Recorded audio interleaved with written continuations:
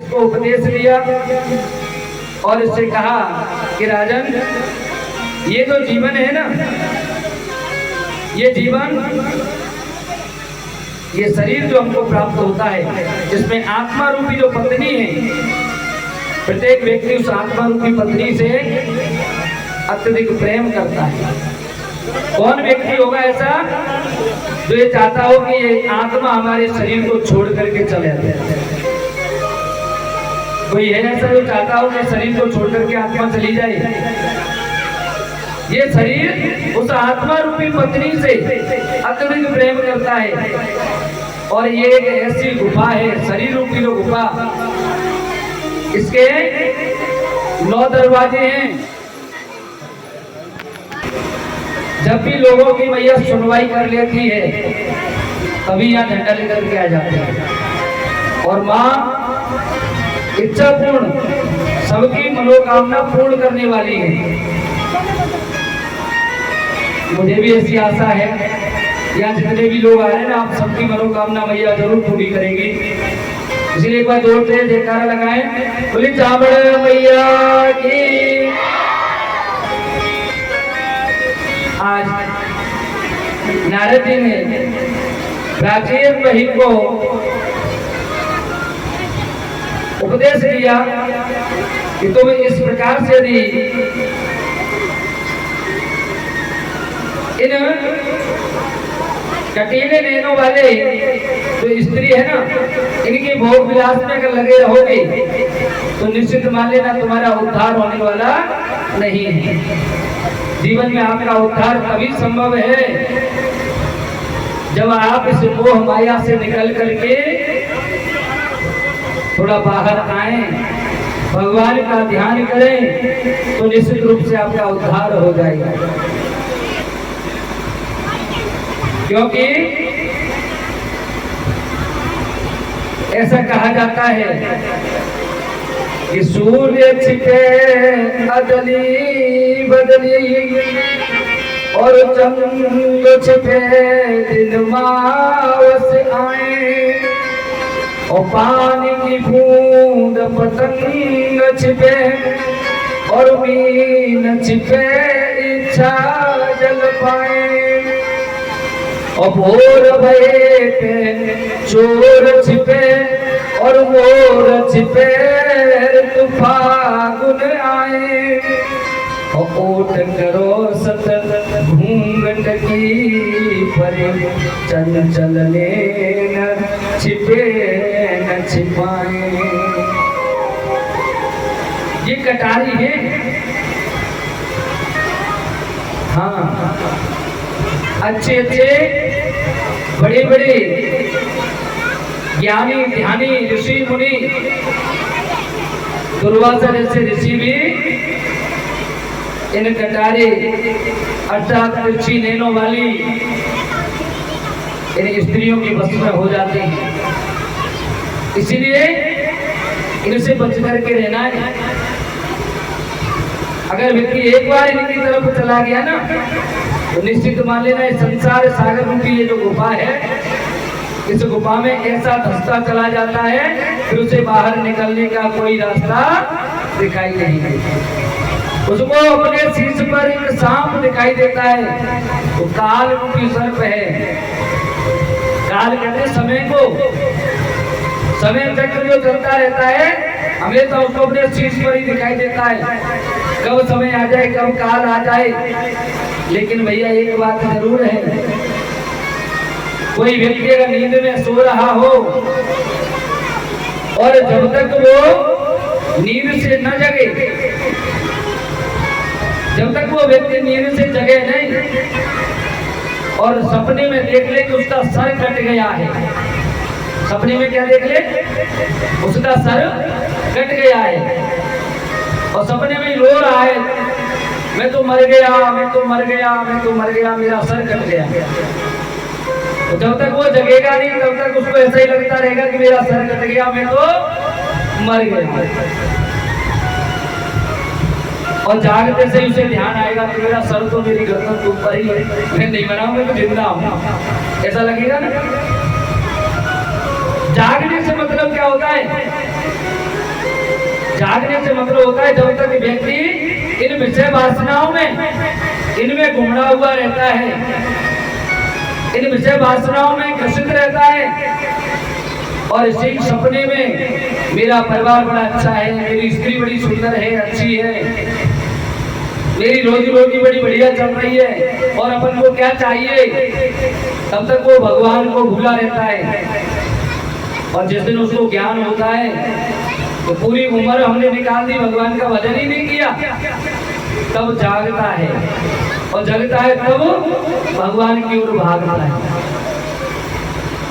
एक बार की बात है, मैं एक जगह भजन करने के लिए, कीर्तन के लिए फोन आया कि भैया आ जाओ अपनी मंडली लेकर के कीर्तन के लिए। हम लोग कीर्तन करने जा रहे थे तो कुछ बच्चे थे, छोटे छोटे 8-10 साल के बच्चे। मैंने ऐसे ही कह दिया कि चलो बेटा कीर्तन करने। उनमें से कुछ तो साथ लग गए और एक दो बालक बोले कि अभी हमारी उम्र ही क्या है, कोई कीर्तन करने की उम्र है। तो मैंने कहा क्या तुझे पता है जिस दिन डॉक्टर ने तेरा जन्म सर्टिफिकेट बनाया ना, उस दिन ये तो लिख के दिया कि तेरा जन्म इस दिन इस समय पर हुआ, लेकिन उसके ऊपर एक्सपायरी डेट नहीं लिखी है बेटा, किस दिन और किस समय पर तो चला जाएगा। किसी को पता है? जन्म तारीख सबकी होती है, जन्म प्रमाण पत्र सबका बन जाता है, लेकिन उस पर एक्सपायरी डेट नहीं लिखी है। ये एक्सपायरी डेट ऐसे समझ लीजिए जैसे आयुर्वेद की दवा है। आयुर्वेद की दवाई जब हमने बना ली, जब से ठीक, लेकिन आयुर्वेद की दवाई की कोई एक्सपायरी डेट नहीं होती है। अगर उसको तो किसी गलत विधा के साथ में उसका पान कर लिया तो ही नुकसान देती है, अन्यथा कहा जाता है कि आयुर्वेद की है, अगर फायदा नहीं करेगी तो नुकसान भी नहीं करेगी। मालूम ये है आयुर्वेद। आज जैसे ही राजा प्राचीन मही को ये उपदेश दिया कि अपना कल्याण करना चाहते हो तो सबको छोड़ करके भगवान के भजन में लग जाओ, भगवान का चिंतन करो। प्राचीन भाई सबको छोड़ करके भगवान के भजनों में लग जाते हैं और इस लोक में सुख भोग करके अंत में भगवान के धाम को चले जाते हैं। तुलसीदास जी महाराज रामचरितमानस में कहते हैं, करने करहि राम पद पूजा, करने करहि राम करने करहि राम पद पूजा, करने करहि हरि चंद के मापे काम नहीं दूजा, हरि चंद के काम नहीं दूजा। अगर हम अपने हाथों से क्या करें, भगवान की सेवा करें, राम पद पूजा, भगवान के चरणों की सेवा करें केवल, और भगवान को छोड़ करके और कोई दूसरा काम हमारे लिए हो ही नहीं। अच्छा ये कैसे संभव है भाई? बोले महाराज जी आप तो कुर्सी में व्यासपीठ पे बैठ करके चाहे जो कह देते हो, कैसा संभव है? सारा काम छोड़ करके केवल भगवान को भजते रहे, संभव है क्या? नहीं है। अरे संभव है, मन को बनाना पड़ेगा, ऐसा संभव हो जाएगा। एक माता जी ऐसे ही कथा सुनने आई, बुजुर्ग थी बेचारी, तो मैंने ऐसे ही कथा में कह दिया, खड़ी होकर कहने लगी कहीं गुरु जी कहीं कह दिया हो, हमारे उज्जैन में ऐसे ही बोलते हैं गांव में। मैंने कहा मैं कह दिया मैया कि सब कुछ छोड़ करके केवल भगवान का भजन करो। तो बोले कमाने कौन सारे लाला जाएंगे, कमा के कौन लाएगा? पड़ेगा। हमने की मैया कमाने में भी भजन किया जा सकता है। अगर हम ये मन में धारण कर लें कि हमको हर प्रकार से भगवान का भजन करना है, तो हम हर कार्य करते हुए भगवान के लिए सुबह जाकर के हम अपने शौच इत्यादि कर्मों से निवृत्त होकर के अब जो भी कार्य कर रहे हैं उसके लिए बोलते हैं कि कृष्ण अर्पणम, भगवान को समर्पण करते जो भी कार्य किया। भोजन करने से पहले भगवान का पहले भोग लगाओ, कृष्ण अर्पणम। कपड़े पहन रहे हैं तो कृष्ण अर्पणम, पहले भगवान को अर्पण कर दो, उसके बाद स्वयं धारण कर लो उसको। भोजन को पहले कृष्ण अर्पणम, भगवान को भोजन कराओ फिर खाओ। पानी पी रहे हैं तो पहले कृष्ण अर्पणम फिर पानी पी लो। मैया की समझ में आएगी बात। अब तो मैया झाड़ू लगा रही है तो कृष्ण अर्पणम, कपड़े धो रही है तो कृष्ण अर्पणम, भोजन करी तो कृष्ण अर्पणम, जो भी कार्य करे कृष्ण अर्पणम करती जाए। एक दिन नारद जी निकलते हुए चले जा रहे, उस मैया को देखा, मैया लगा रही झाड़ू, कृष्ण अर्पणम कृष्ण अर्पणम कृष्ण अर्पणम। नारद जी सोचने लगे ये तो बड़ी बेकार महिला है, बताओ इस झाड़ू से तो कूड़ा इकट्ठा हो रहा है, इसको भी भगवान को अर्पण कर रही है। उन्हें क्या पता कि वो सफाई के लिए कह रही है, जो साफ जगह होगी वो कृष्ण के लिए अर्पण। अब तो दो निकलते ना हर पहलू, हर चीज के दो पहलू होते हैं। हम लोग एक पर तो ध्यान देते हैं लेकिन दूसरे पर नहीं देते। कृष्ण अर्पणम आगे का हमें गंदगी तो दिखाई दे रही है, ये गंदगी को कृष्ण को अर्पण किया, लेकिन पीछे जो सफाई हुई वो नहीं दिखेगी, सफाई को भी तो अर्पण कर सकती है। उसका भाव ये था कि जो पीछे जो जगह साफ होगी वो भगवान को समर्पित है, भगवान इसमें आकर के बैठे। लेकिन नारद जी ने कुछ उल्टा ही समझ लिया, वो समझ रहे कि जो कूड़ा आ रहा है इसको कृष्ण के लिए अर्पण कर रही है। तो नारद जी ने पीछे से जाकर के एक मुक्का मारा मैया को, मैया के कुछ भी नहीं हुए, लगी नहीं मैया को अपने कृष्ण अर्पण करते हुए झाड़ू लगाने। नारद जी पहुंचे उधर में भगवान के नाम, उधर भगवान, ये पुरुष लोग थोड़े से इधर हो जाएं, माता जी इधर बैठ जाएंगे। हाँ अब तो जैसे ही भगवान के धाम में पहुंचे, भगवान वहां कराह रहे थे। आहा आहा, नारद जी जाते से हरिओम नारायण नारायण बोले, नारायण नारायण। भगवान क्या हुआ, जैसे कैसे कराह रहे हो? अरे नारद जी क्या बताएं, आज एक भक्त ने ऐसा घूसा मारा है मेरी कमर सीधी हो गई। बोले ऐसी इतनी हिम्मत किसकी होगी कि आपने घूसा मार दिया? बोले आप ही देख लो।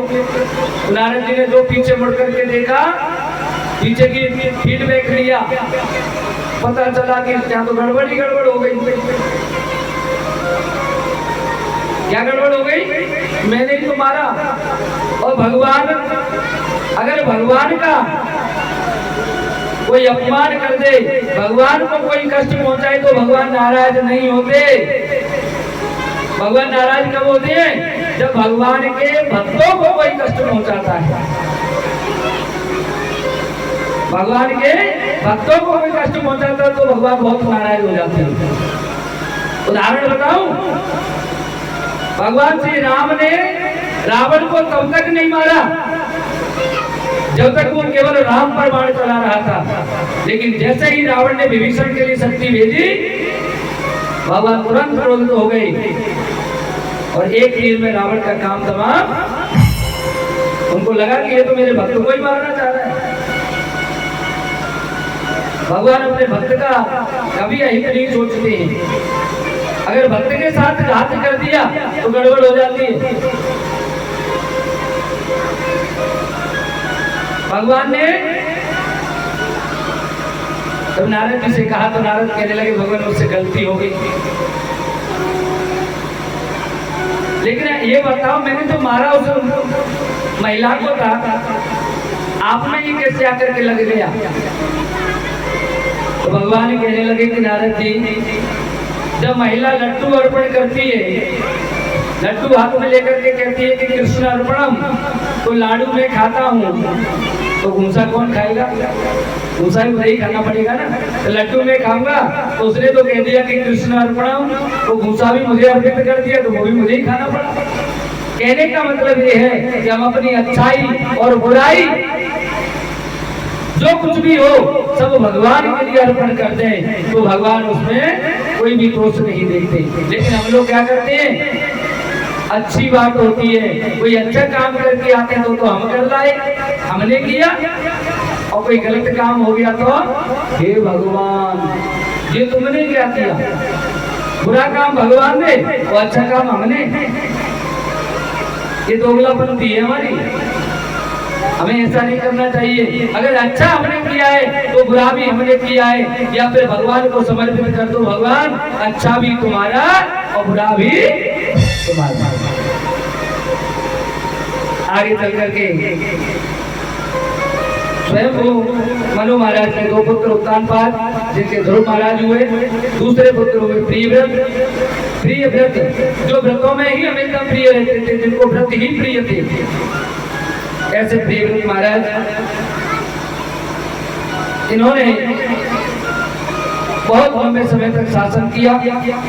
और एक बार ब्रह्मा जी प्रियव्रत से जाकर के कहने लगे, हे प्रियव्रत, मैं जो कहने के लिए आया हूँ वो परमेश्वर की आज्ञा है। आप अपने पिता मनु उनकी आज्ञा मान करके, ये शरीर परमात्मा का दिया हुआ है, सब सुख दुख जो कुछ है वो परमात्मा ही देते हैं, अतः वो सुख और दुख दोनों ही हमको भोगने पड़ते हैं। ऐसा नहीं कि केवल सुख ही सुख हम भोगें, सुख हम भोगेंगे तो दुख कौन भोगेगा? दुख भी हमको ही भोगने पड़ेंगे कि नहीं? इस तरह से प्रियव्रत ने सोचा कि सूर्य देव की सुमेरु नाम की जो परिक्रमा करते हैं, सूर्य भगवान सुमेरु पर्वत की परिक्रमा करते हुए उस पर्वत से छुप जाते थे। भगवान सोचने लगे कि एक काम करो, प्रियव्रत जी नहीं हो तो सूर्य भगवान को मैं इनके साथ साथ चलूंगा, तब तो नहीं छिपेंगे, मैं तो दिन दिन में रहूंगा। और जब ये अपने रथ को लेकर के उनके साथ चलने लगे तो उस रथ के चलने से, परिक्रमा करने से इस धरती पर गड्ढे हो गए, और ये 7 जगह के गड्ढे 7 द्वीप कहलाए। इनमें एक जम्मू द्वीप है, भरतखंडे आर्यावर्त एक देश है। ये हमारा जो भारतवर्ष है ना, भारत देश, भारतवर्ष जम्मू द्वीप में है। ये जम्मू द्वीप हुआ। दूसरा वृक्ष नाम का, जिसमें ईख का रस भरा हुआ था। तीसरा सालमली द्वीप हुआ, जिसमें सुरा अर्थात शराब। चौथा कुश, जिसमें घी भरा हुआ था। पांचवा क्रोध नाम का, जिसमें दूध भरा हुआ था। छठवां साग द्वीप, जिसमें दही भरा हुआ था। और 7वां हुआ पुष्कर द्वीप, जो शुद्ध जल से भरा हुआ था। इनका शासन अपने 7 पुत्रों को देकर के, और इनके 7 पुत्र हैं आग्नेय, एतमलिक, यज्ञबाहु, हिरण्यवेद, घृतध्वज, मेघादति और बीतिहोम। इन 7 को इन्होंने अलग अलग द्वीपों के राज्य दे दिए। और आगे चल करके भगवान की अच्छे अच्छे कर्म करने लगे। प्रियव्रत कृतं कर्म वो न कुर्यादिनेश्वर। प्रियव्रत ने इतने अच्छे अच्छे कार्य किए, इन कार्यों के बारे में कौन नहीं जानता। और उन्होंने इस संसार को तुच्छ समझ करके सब कुछ भगवान के लिए अर्पण कर दिया। बोलो राधे राधे। अभी बोले राधे राधे, पूरे बोलो राधे राधे। हाँ, और जिन्होंने हाथ अपने बांध के रखे है ना, अगले जन्म में भगवान बिना हाथ का बना दे तो बिना हाथ का कौन? बिना हाथ के होते पक्षी। हाथ होते हैं पक्षियों के, पंख होते हैं, हर वक्त फड़फड़ाते रहोगे, जब भी चलोगे हाथ फड़फड़ाने पड़ेंगे। इसलिए वहां फड़फड़ाने से अच्छा यही फटफटा लो, यही उठा लो, बोलो राधे राधे। आग्नि श्री सुखदेव जी महाराज कहने लगे, एवं पितर तदनुशासने वर्तमान आग्नि क्रोधम दीपो कस। इस प्रकार से अपने पिता की आज्ञा के अनुसार आग्नि जम्बूद्वीप निवासियों को धर्म पूर्वक पालन करने लगे। ब्रह्मदेव की उपासना करते हुए ब्रह्मा जी ने प्रसन्न होकर के चित्ती नाम की अप्सरा से इनकी शादी हुई। 9 पुत्र हुए इनके, एक हुए नाभि और दूसरे किमपुरुष, हरि, इलाव्रत, रम्य, हिरण्यमय, कुरु, भद्रास और केतमालु। आगे चलकर के इसी कुल में नाभि के पुत्र हुए भगवान ऋषभदेव। ऋषभदेव इन्होंने अपने पुत्रों को बड़ा ही ज्ञान दिया और यही जैन धर्म के प्रवर्तक कहलाए। ऋषभदेव भगवान के पुत्र हुए भरत। भरत जी महाराज प्रथम जन्म में बड़े ही प्रतापी राजा हैं। इन्हीं भरत के नाम पर हमारे देश का नाम पड़ा है भारत। जो भा ज्ञान में रत है वही तो भारत है। भा कहते हैं जन समूह, जो जन समूह ज्ञान में रत है वही भारत है। ये भरत जी महाराज इतने ज्ञानी पुरुष हैं और इतने त्याग। कुछ समय तक तो इन्होंने भगवान का भजन किया, लेकिन जब मन राज्य से हट गया तो सोचा सब कुछ त्याग करके मैं तो भजन करूंगा। राज्य अपने पुत्रों को दे दिया क्योंकि इनको ज्ञान हो गया कि सत्संग की आदि घड़ी और सुमिरन बरस 50, बरसा बरस एक घड़ी, अरहत फिरे 12 मास। सत्संग की आदि घड़ी, और वैसे भी कहते हैं ना कि एक घड़ी आधी घड़ी और आधी में पुण्य आदि, तुलसी संगत साधु की हरे कोटि अपराध। साधु नाम साधना, सज्जन पुरुष, और सज्जन के साथ बैठने से ही हो जाता है सत्संग। सत्संग की थोड़ी सी अगर थोड़ी देर के लिए भी सत्संग हो गया तो समझ लीजिए हमारा उद्धार हो जाएगा। इसीलिए सत्संग में अवश्य जाना चाहिए, नहीं तो सुमिरन आप 50,000 वर्ष तक भी करते रहो, उसका जितना फल मिलता है उतना फल एक घड़ी के सत्संग में मिल जाता है। बोलो श्री राधे। आ रही बात समझ में? सत्संग क्या है? ये लोग वैसे ही पागल नहीं हो जाते हैं जो सत्संग में आते हैं। इतनी दूर दूर से लोग आ रहे हैं। अभी मुझे पता लगा जो कल महाराज जी यहाँ आज भी पधार चुके हैं, भगवान के भजनों में मग्न होकर के जिस मस्ती के साथ आनंद ले रहे थे, मुझे पता लगा कि बहुत दूर से आते हैं, करौली से भी आगे से आ रहे हैं कथा श्रवण करने के लिए। निश्चित रूप से उन्हें मालूम है कि सत्संग का क्या प्रभाव होता है। और कुछ लोग हैं जो अपने गांव में ही कथा हो रही है लेकिन कथा श्रवण करने के लिए नहीं आ पा रहे हैं। वो दुर्भाग्यशाली होते हैं जो बगल में ही कथा सुनने के लिए नहीं पहुंच पाते। करना कुछ नहीं है उनको, घर में कूलर चला करके बस आराम भर करना है और कुछ नहीं कर रहे। सत्संग में आकर के कौन गर्मी में मरे? लेकिन ये सत्संग ऐसा है सत्संग में एक घड़ी भी अगर कोई व्यक्ति बैठ करके जाता है तो उसकी न जाने कितने अपराध माफ हो जाते हैं, कितने दुख दूर हो जाते हैं। इसलिए हमें सत्संग में अवश्य जाना चाहिए। भरत जी महाराज ने गंडकी नदी में स्नान करके भगवान को, सूर्य भगवान को जल अर्पित करते हैं, तुलसी महारानी की पूजा करते हैं, भोग लगा करके प्रसाद पाते हैं। और हम सभी को भी सूर्य भगवान के 12 नामों का उच्चारण करते हुए, अगर नहीं आ रहे हैं, एक दो नाम तो सबको पता है, सूर्य है, रवि है, भास्कर है, दिनकर है, खग है,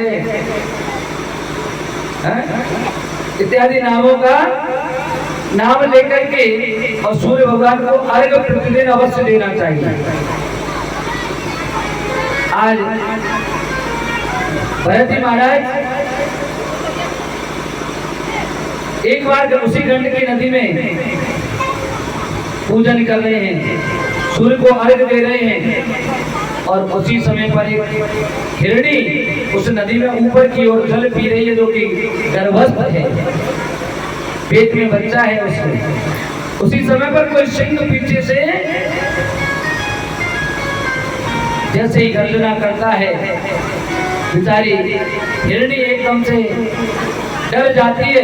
उस कीचड़ भरे हुए जल में वो जैसे ही जोर लगा करके छलांग मारती है, उसका जो गर्भ है वो जल में गिर जाता है, बच्चा उसका जल में गिर गया। अब तो बच्चा बहता हुआ भरत जी के सामने आ गया और बच्चा किसी भी जीव का हो, चाहे वो कुत्ते का हो, बिल्ली का हो, आदमी का हो, गाय का हो, भैंस का हो, किसी का भी बच्चा हो, बच्चा सबको प्यारा लगता है। आज सोचने लगे भरत जी कि ये बच्चा अगर इस नदी में बहेगा मर जाएगा, कितना सुंदर बच्चा है, उसको उठा करके अपने आश्रम में लेकर के आ गया। अब तो जिस व्यक्ति ने क्षण मात्र में पूरा राज्य त्याग दिया, वो व्यक्ति जिसको पूरे राज्य का कोई लोभ नहीं, जिसको अपने बच्चों से लोभ लालच नहीं, जिसको अपनी पत्नी से कोई लालच नहीं, कोई लोभ नहीं, कोई प्रेम नहीं रहा, उसको प्रेम हुआ तो किससे हुआ? एक हिरण के बच्चे से। उस हिरण के बच्चे से जैसे ही स्नेह हो गया, दिन और रात बस उसी में लगे रहते। कहीं इस बच्चे को कोई जानवर खा न जाए, इस बच्चे को दूध पिलाना, बच्चे को देखना, मारना, उसको खिलाना। उस बच्चे के लिए ही बहुत समय तक चिंतित रहते रहते भरत जी का देहांत हुआ और जब उनके प्राण इस संसार सागर को छोड़कर जा रहे थे, उस समय भी उनके ध्यान में वो विरह का शावक ही ध्यान में रहा। और ऐसा कहा जाता है कि मरते समय व्यक्ति के ध्यान में जिस जीव का या जो वस्तु उनके ध्यान में रहती है, वो अगले जन्म में वही रूप धारण कर लेता है। इसीलिए तो कहते हैं कि बार बार मुनि यतन कराहि, बार बार मुनि यतन कराहि, बार बार मुनि यतन कराहि, बार बार मुनि यतन अंत राम कहे आवत नाहि, अंत राम कहे आवत नाहि। मुनिजन होते ना, दिनों रात माला जपने में लगे रहते हैं, राम राम राम राम राम राम, लेकिन अंत में जब प्राण छूटते हैं उस समय ध्यान कहीं दूसरी जगह चला जाता है और इसी कारण से राम का नाम नहीं आता। और जब राम का नाम नहीं आएगा तो राम के पास भी नहीं जा पाओगे। जो ध्यान में आ गया उस समय ध्यान आ गया कि मेरा बेटा कहाँ है, मेरी बेटी कहाँ है, मेरी बीवी कहाँ है, गड़बड़ हो जाती है। और महाराज कुछ लोग तो ऐसे लोभी लालची टाइप के होते हैं। एक सेठ जी थे, बहुत बीमार हो गए, उनको लगा कि आज तो मेरे मरने का समय आ गया। उन्होंने सबको बुलाया, बड़े बेटे को, छोटे बेटे को, बिटिया को, पत्नी को, सब उनके पलंग के पास खड़े हैं। सेठ जी चिल्ला रहे, क्यों? कहाँ हो? पत्नी का यही तो खड़ी हूँ। बड़ा बेटा कहाँ? बोले ये रहा, छोटा ये रहा, बिटिया ये रही। बोले सब यही है? हमारा सब यही है। तो सब यही है, तुम्हें बगल वाले कमरे में पंखा क्यों चल रहा है? बिजली का बिल ज्यादा आ जाएगा। मरने को बैठे लेकिन बिजली के बिल की चिंता तब भी हो रही है। अगर राम का नाम ले तो शायद भगवान के पास पहुंच जाए, लेकिन चिंता तो किसी और की है। और चिंता चिता समान, चिंता और चिता में केवल एक बिंदु का अंतर है सज्जनों। बिंदु लग गई तो चिंता, और जैसे ही चिंता करते करते उस बिंदु को हम खा जाते हैं तो चिता पर पहुंच जाते हैं। इसलिए ज्यादा चिंता नहीं करनी चाहिए, चिंता ही हमको चिता तक ले जाती है। बोलो राधे राधे। भरत जी का भी अगला जन्म मृग शावक में हुआ, लेकिन हिरण तो बने। अगले जन्म में उनको पूर्व जन्म का याद रहा कि मैं कितना बड़ा राजा हुआ करता था, और केवल एक मृग में मेरा ध्यान रहने के कारण मुझे ये जन्म मिला है। आज भरत जी सब मृगों से दूर, सब हिरणों से दूर रहते हैं, जिनके भी नहीं खाते, भगवान के भजन में लगे रहते हैं। कुछ समय बाद जब इनका ये जन्म भी, ये शरीर छोड़ दिया, अगला जन्म मिला एक ब्राह्मण के घर में। वहां जाकर के अंगिरा वंशी ब्राह्मण हैं, एक पत्नी से जुड़वा बच्चों के रूप में पैदा हुए। अब तो भरत जी पहला सब कुछ याद था, दूसरी संतान पुत्री है, और ये जो पुत्री है, इस पुत्री का आगे चल करके वंश हुआ, इससे 9 पुत्र पैदा हुए। ये जो भगवान भरत जी हैं, इनको अपने पूर्व जन्म का सब कुछ याद है, और इनको लगा कि मैंने पिछले जन्म में जिन जिन शरीरों से मोह किया, मुझे वही शरीर प्राप्त हुए, इसलिए अब की बार मैं किसी से मोह करूंगा ही नहीं। मोह कब होता है? जब हम किसी से बात करना प्रारंभ करते हैं। बात सही है ना? बगल में अगर कोई कितना भी बड़ा विद्वान बैठा हो, कोई राजा बैठा हो, आप उससे बात मत करो, हमें पता चलेगा कि हमारे बगल में कौन बैठा है। गांव का होगा कोई अलग बात है, पहचानते हैं हम इसको कि ये कौन है, लेकिन बाहर का व्यक्ति कोई आकर के हमारे बगल में बैठा हो, हमें उसका पता नहीं है ये कौन बैठा है। और जब तक उससे बातचीत प्रारंभ करते हैं तो आपस में थोड़ी देर में ही मित्रता बन जाती है। हम रेल में जाते हैं, यात्रा करते हैं, बसों में यात्रा करते हैं, रेल और बस में यात्रा करते समय बगल वाली सीट पर कोई बैठा है, थोड़ी देर तक तो हम सब चाहते हैं इससे कैसे बात करें, फिर बात करने का तरीका ढूंढते हैं।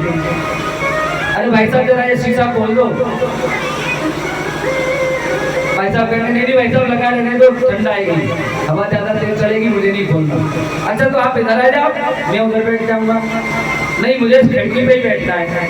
जब बंद खिड़की पे बैठना है तो खिड़की बैठने का मतलब क्या? कहीं भी बैठ जाओ। अच्छा तो भाई साहब आप एक बार तो कहाँ से हैं? बोले हम तो धौलपुर जिले से। आप कहाँ से हैं? बोले हम करौली से।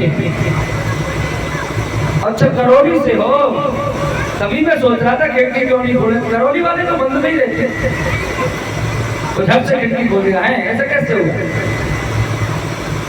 अच्छा तुम धौलपुर वाले हो, कमल का पानी पीते हो ना, इसलिए गड़बड़ हो जाती है। थोड़ी देर बातचीत की आपस में, उतरते समय कहते अच्छा भैया तो यार आपको अच्छे मिले, समय पास हो गया, ये मेरा कार्ड पकड़ो, मेरा नंबर ले लो, और आप भी हमारे घर आना, हम तुम्हारे घर आते रहेंगे, होगी दोस्ती। और महिलाएं तो इस बात में बहुत प्रवीण होती हैं। अगर एक जम्मू कश्मीर की और दूसरी दक्षिण भारत की बिठा दी जाए ना, भले उनको भाषा समझ में नहीं आए, पर वो थोड़ी देर में कहीं कहीं से रिश्तेदारी जरूर निकाल लेंगे उससे। वहां तो मेरे मामा के, मौसी के, फूफा के, नंद के, बहनों के और ये करके रहते हैं, निकाल देंगे। हाँ, बोलो राधे राधे। भरत जी ने मन बना लिया कि मैं किसी से बोलूंगा ही, न किसी से बोलूंगा, न किसी से मोह होगा। नाम इनका इस जन्म में भी भरत रखा गया, किसी से बोलते नहीं है। पिता ने पढ़ाने की बहुत कोशिश की, लेकिन पिता ने सोच लिया तो जड़ बुद्धि का है, इसलिए उनका नाम पड़ गया जड़ भरत। एक बार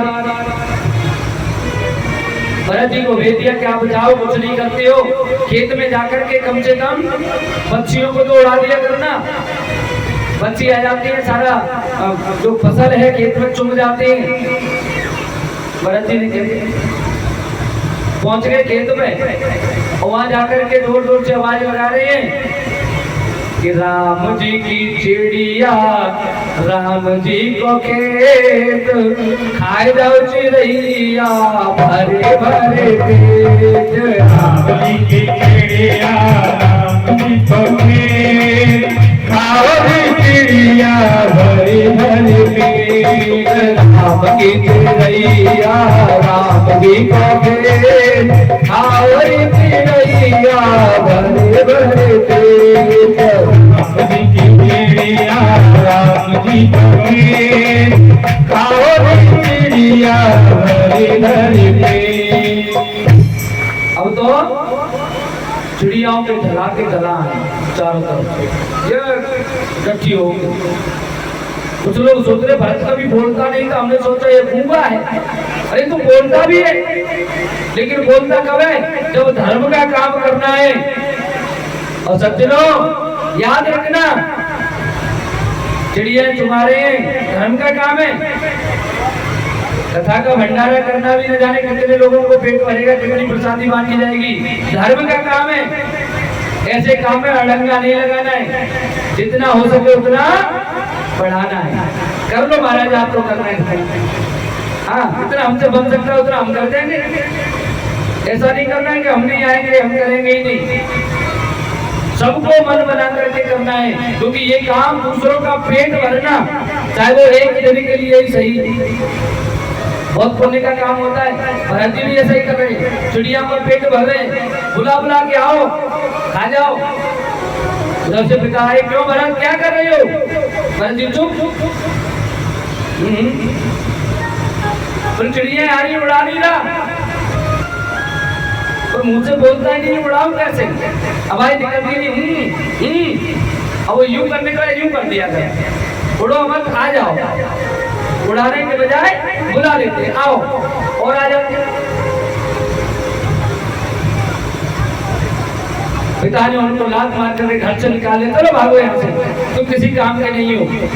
खेत एक जैसा करने के लिए गड्ढे हो गए थे खेत में, फावड़ा देके भेज दिया। इसको सीधा करना है, बढ़िया अच्छा करना है, गड्ढों को भरना है। उन्होंने जहाँ अच्छा था उसमें भी गड्ढे कर दिए। बचपन में, आजकल तो देखो क्या है, समरसेबल हो गए सबके घरों में, हैंडपंप हो गए, पानी उनसे भर करके ले आते हैं।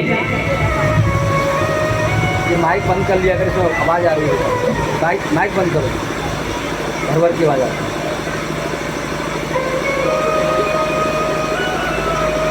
पहले कुओं से पानी भर करके लेकर के आते थे। जब किसने भराए कुएं से पानी, जरा हाथ खड़ा करो, कुएं से पानी भराए ना? हाँ, तुम तो ऐसे कर लेते पता नहीं चल जाए। अरे शर्म वाली बात नहीं है, भराई हमारे लिए फक्र की बात है। ये हमारी पीढ़ी थी जिन्होंने कुएं देखे, यहाँ से आगे वाली पीढ़ी तो जो पूछा करे कुआं कैसे होते, कुएं नहीं देखे उनने। हाँ, जब मैं पढ़ता था ना,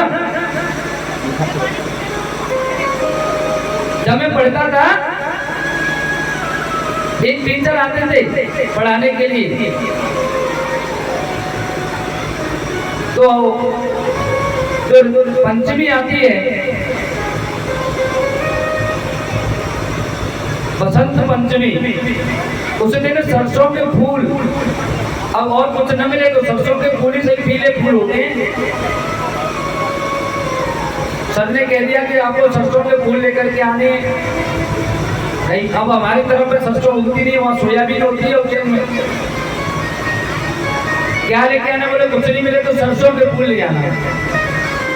एक टीचर जो आता था बाजार से, उसने कभी सरसों देखी नहीं कैसी होती है, तो मुझसे आके पूछा था सरसों कैसी होती है। मैंने कहा महाराज मैं भी नहीं जानता हूँ सरसों कैसी होती है, और गुरुजी ने कहा है तो सरसों तो जानना पड़ेगा। आप तो गुरुजी हैं हमारे, आप बताओ सरसों कैसी होती है। बोले सरसों का पेड़ होता है। मैंने कहा इतना बड़ा होता हुआ उसके नीचे खटिया बिछा के सो जाओ। अरे खेत में आलू बो रहे हैं, ऊपर आलू का पौधा देख के पूछता था वो कि आलू इसके ऊपर कब लगेंगे। मैंने कहा आलू ऊपर नहीं लगते, आलू तो नीचे बैठते। ये एक ऐसी संस्कृति हमारी होती जा रही है जिसमें बच्चों को ये तक नहीं पता रहेगा कि कुएं कैसे होते थे। कुएं मिटते जा रहे हैं। कुओं से जल भरना कोई पाप का काम नहीं किया हमने। ये हमारा सौभाग्य था जो हमने कुएं से पानी भरा। बहुत सारे अनुभव मिलते हैं। कुएं से पानी खींचने से कसरत भी हो जाती है। सर पे रख करके लाते तो हमारी जो गर्दन है ना उस पे वजन पड़ता, इससे हमारी रीढ़ की हड्डी से लेकर और चोटी तक न जाने कितने व्यायाम हो जाते हैं। ऊपर पानी की गगरी रखी है 2-2 3-3, और माता बहनें तो आपस में बात भी करती रहती है और गगरी भी नहीं गिरती और पकड़ती भी नहीं। हाँ, जब हम छोटे थे तो घर वाले बोल रहे थे जब कुएं से पानी भर के ले आओ।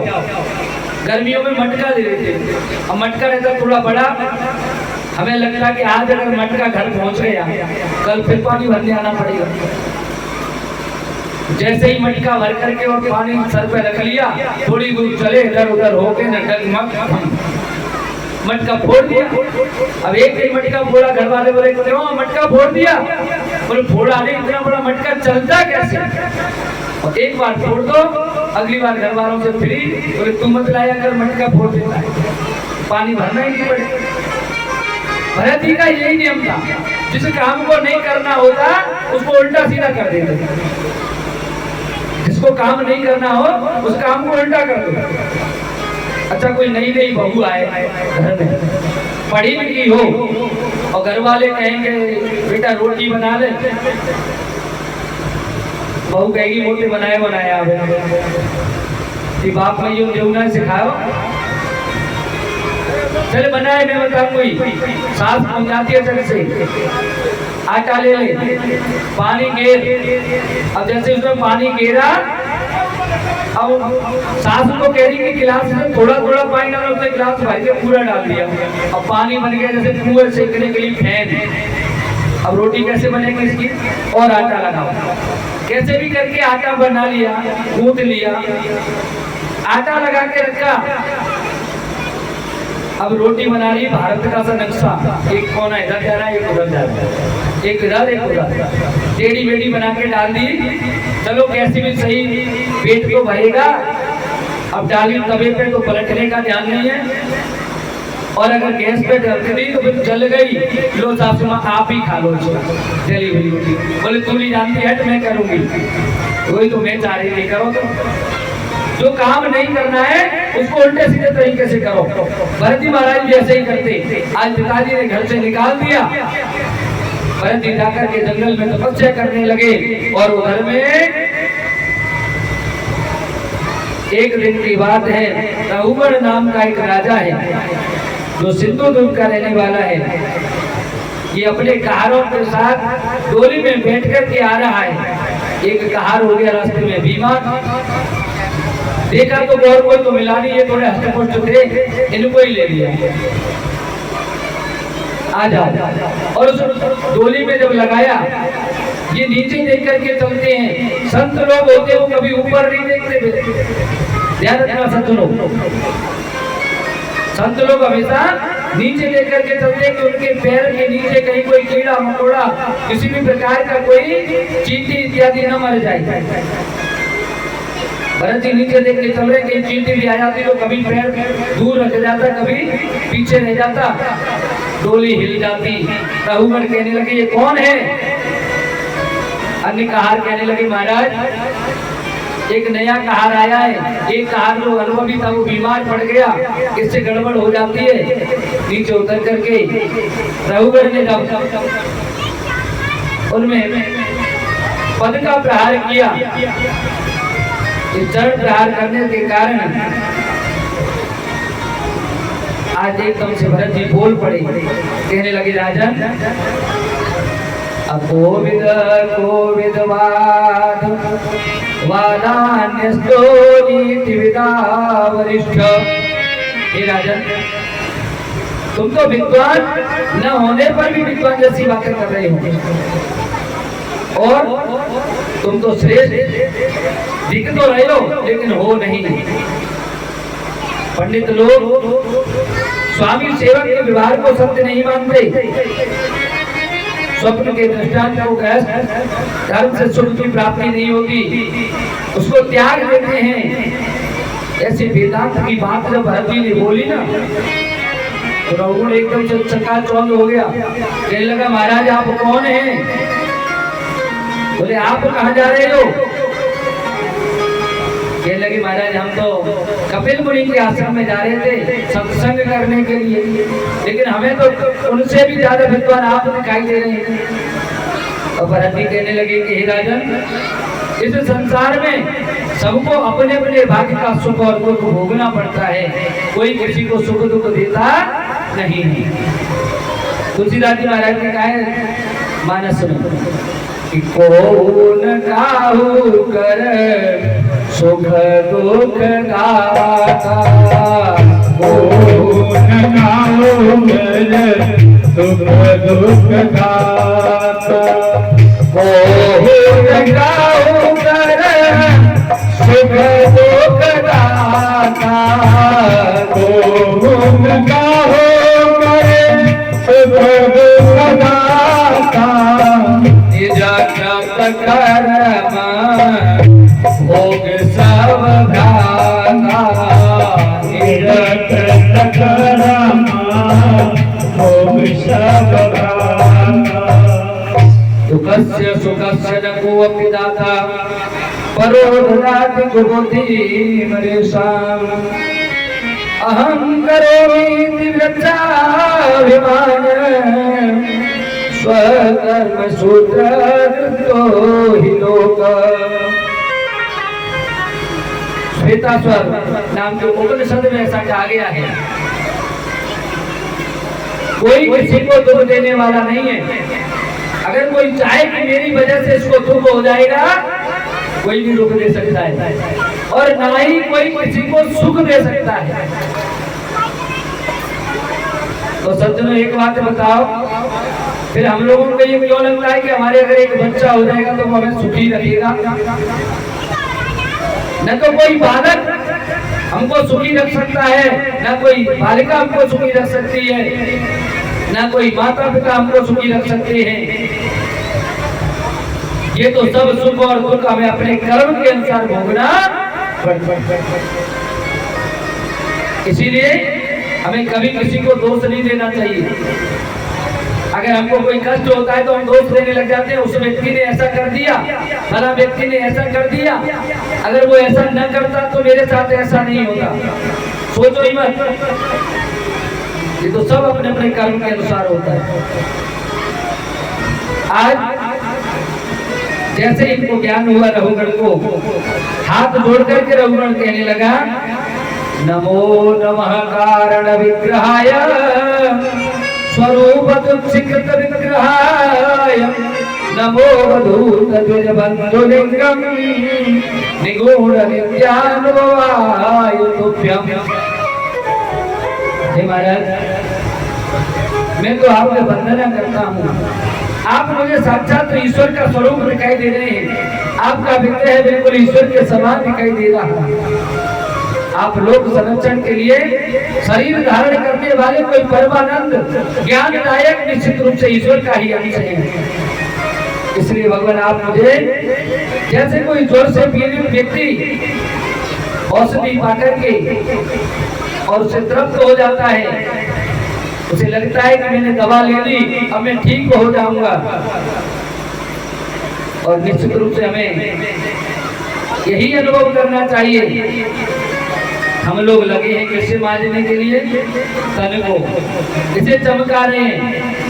बढ़िया सी सेविंग बना लो, 3 दिन हो गए दाढ़ी आ रही है, इसको बना लो, अच्छे लगेंगे हैं। बढ़िया सी कटिंग करा लो, अच्छी अच्छी क्रीम और पाउडर लेके आओ। जो टीवी पे पॉन्ड्स की आ रही है, फेयर लवली की आ रही है, 7 दिन में गोरा बना देगी। आपको पता है फेयर लवली के ऊपर केस चल रहे हैं। हाँ, एक व्यक्ति ने जिस दिन उसकी पत्नी थोड़ी सी सांवली थी, फेयर लवली लेने गया, उसी दिन उसने वीडियो बना लिया और उसने कम से कम 2 महीने 3 महीने तक फेयर लवली खूब पोती, प्रतिदिन वीडियो बना लेता। इकट्ठे कर लिए सारे सबूत और 2 महीने के बाद भी उसकी पत्नी वैसे की वैसे, वो नहीं गोरी हुई। उसने कंपनी पे केस कर दिया कि 7 दिन में गोरे बनाने का जो ढोंग ये टीवी देते हैं ये गलत है, इससे व्यक्ति भ्रमित हो जाता है। मेरी पत्नी को कोई फर्क नहीं पड़ा। अगर महाराज इन क्रीम पाउडर के लगाने से कोई गोरा हो जाता ना, तो सब अपनी अपनी भैंस को गोरा करे तो उसका नाम गोरी भैंस रख लेते।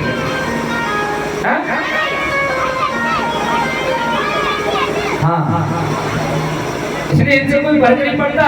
हम तन को मारने में लगे हैं, तन को शुद्ध करने में लगे हैं, लेकिन मन को नहीं धोते।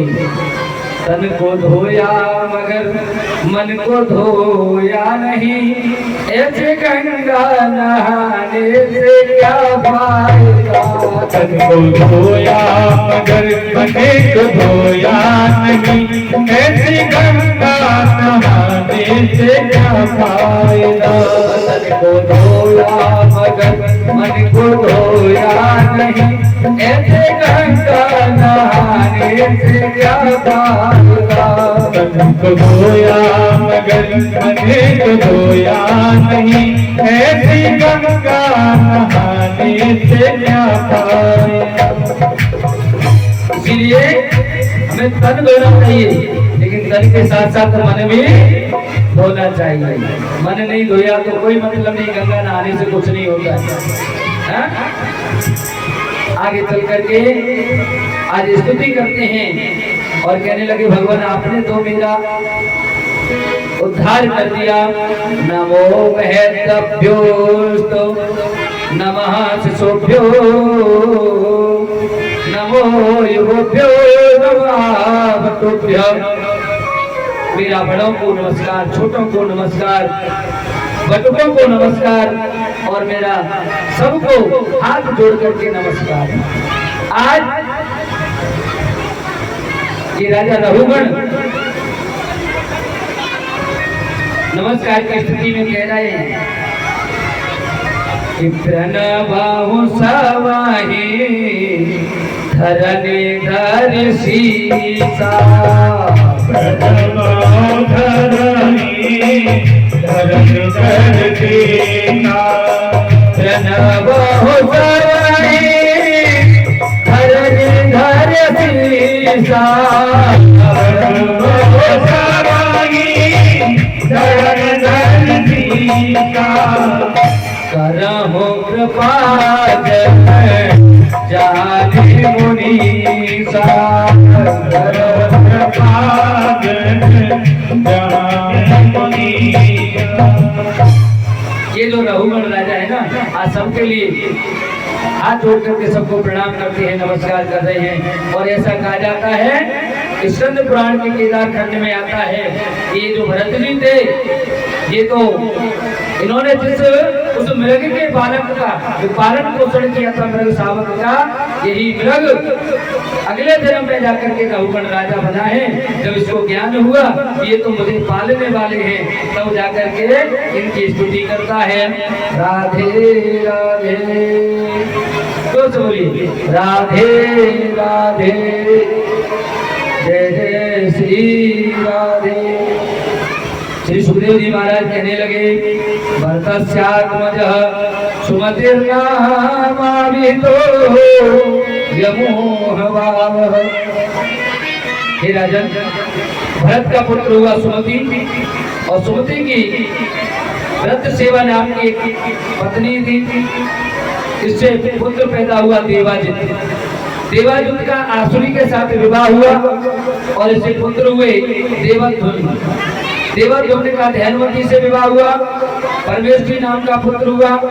परमेश्वरी का पुत्र सुवर्चला से प्रतीय हुआ और प्रतीय ने ज्ञान प्राप्त करके लोगों को आत्मविद्या का उपदेश दिया। प्रतीय का विवाह हुआ सुवर्चला से। सुवर्चला नाम की रानी से 3 पुत्र हुए, प्रतिहता, प्रस्तोता और उद्गाता। ये 3 पैदा हुए। प्रतिहता की स्तुति रानी से अज और भूमि नाम के 2 पुत्र पैदा हुए। भूमि की ऋषि कुल्या में उद्गीत हुआ, देव कुल्या में प्रस्ताव हुआ। प्रस्ताव की नियुक्ता से विभु और विभु की रति से भगवान का कला अवतार हुआ। उसने यज्ञों द्वारा देवों और भगवान को प्रसन्न किया। ये महाराज भरत की 14वीं पीढ़ी है, जिसमें जाकर के गय नाम का राजा हुआ। गय का गयंती के साथ में विवाह होता है और इनके पुत्र होते हैं चित्ररथ, सुगति, अवरोधन। चित्ररथ का पुत्र होता है मरीचि, इसका बिंदुमान, मधु और वीरव्रत। वीरव्रत के 2 पुत्र हुए, मंथु और प्रमंथु। मंथु का भौमन, त्वष्टा और ब्रज। सतप्रीज, इसके 100 पुत्र हुए, एक कन्या हुई। ब्रज के बारे में ऐसा कहा जाता है कि प्रियव्रतम वंशमिवं विरजश्च मदोद्भव अकरोदत्यलं कीर्त्या विष्णु सरगणम यथा। ये प्रियव्रत के वंश में उत्पन्न होने वाले ब्रज ऐसे थे जैसे भगवान विष्णु के अंश अवतार हैं। भगवान विष्णु के समान देवों को अलंकृत करने वाले ऐसे प्रतापी राजा हुए। कलयुग में जो अल्पायु जीव होते हैं, इनको लगता है कि न जाने हम थोड़े से समय के लिए संसार में आए हैं और इस संसार में आकर के हम न जाने क्या क्या कुछ कर देंगे। उसके बाद सुखदेव जी महाराज खगोल वर्णन करते हैं, जम्मू द्वीप की नदियां और 9 वर्षों का वर्णन करते हुए सूर्य भगवान का वर्णन करते हैं। कहने लगे, हे राजन, भगवान सूर्य के बारे नाम है आदित्य प्रथमम नामम, द्वितीयम दिवाकर, तृतीयम भास्कर, प्रोक्तम चतुर्थम प्रभाकर, पंचमं तो सहस्रासु, षष्ठम त्रिलोचन, सप्तम हरे द्वयश्च, अष्टम विभावसु, नवमं दिनकरं प्रोक्तम, दशमं द्वादशात्मक, एकादशं त्रयो मूर्ति, द्वादश सूर्य एव च। ये 12 नाम भगवान सूर्य के हैं। और जो भी व्यक्ति सूर्य नारायण को प्रातः उठकर के अर्घ देता है, जल का एक लोटा भी चढ़ाता है, या कोई रात्रि में बुरा स्वप्न देख लेता है, उस स्वप्न को सूर्य भगवान के सामने कह देता है तो उसका वो बुरा स्वप्न भी अच्छे स्वप्न में बदल जाता है। बोले सूर्य भगवान की। इसके बाद भगवान पातालों का वर्णन करते हुए नरकों का वर्णन करते हैं। बंधु देखिए, सबसे जो अच्छी चीज समझने वाली है, हम खगोल शास्त्र पढ़ लें, आपको इतना भी बता दें कि कौन सा तल, तलातल, रसातल। अभी थोड़ी देर सुनोगे, उसके बाद सब भूल जाओगे, कोई मतलब की बात नहीं है। लेकिन ये जो चीज मैं आपको बताने के लिए जा रहा हूँ, सुनाने के लिए जा रहा हूँ, आप इसको याद रखना जीवन भर। हाँ, ये याद रखने की चीज है। ये कलियुग युग में नरकों का वर्णन श्रीमद् भागवत में 28 प्रकार के नरक बताए। उन नरकों में आप देखिए, एक एक नरक का मैं दर्शन आपको यहीं बैठ के कराऊंगा। आपको कहीं जाने की जरूरत नहीं है। व्यक्ति कहता है ना कि ऐसा कर्म कर रहे हो तो आप नरक में जाओगे, ऐसा कर्म करने से आप स्वर्ग में जाओगे। स्वर्ग और नरक अलग में कहीं मैंने तो आज तक कहीं नहीं देखा जो अलग से कहीं राज महल बन रहे हो, कहीं नहीं बन रहे। स्वर्ग और नरक जो कुछ है इसी पृथ्वी पर है। और विश्वास नहीं है तो बंधु देख लेना, अभी थोड़ी देर में आपको पता चल जाएगा कौन कौन व्यक्ति नरक भोग रहा है और कौन कौन स्वर्ग जैसा जीवन जी रहा है।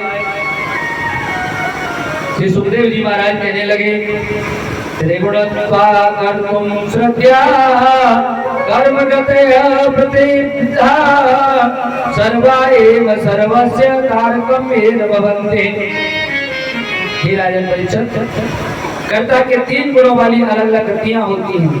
सतोगुण से सुख मिलता है, रजोगुण से दुख की प्राप्ति होती है और तमोगुण से व्यक्ति मूर्खता को प्राप्त करता है, मूर्खता को प्राप्त करता है। अब अविद्याजनक अर्थात मूर्खता बस व्यक्ति जो कार्य करता है उससे हमें जो फल मिलता है, मैं उन नरकों का वर्णन आपको करके बताता हूँ। पहला नरक होता है तामिश्र, और ये नरक किसको मिलता है? जो व्यक्ति पराया धन, पराई औरत पर नजर रखता है, उनका हरण करता है, दूसरे की वस्तु को चोर लेता है। और वैसे मेरा तो मानना ये है, अगर कोई व्यक्ति दूसरे की वस्तु को चुरा करके और उस वस्तु से अपना पालन पोषण कर रहा है तो ऐसे समझ लो वो अपने पुत्र का मांस खा रहा है। इसलिए चोरी तो कभी करनी ही नहीं चाहिए। बोलो राधे राधे। आज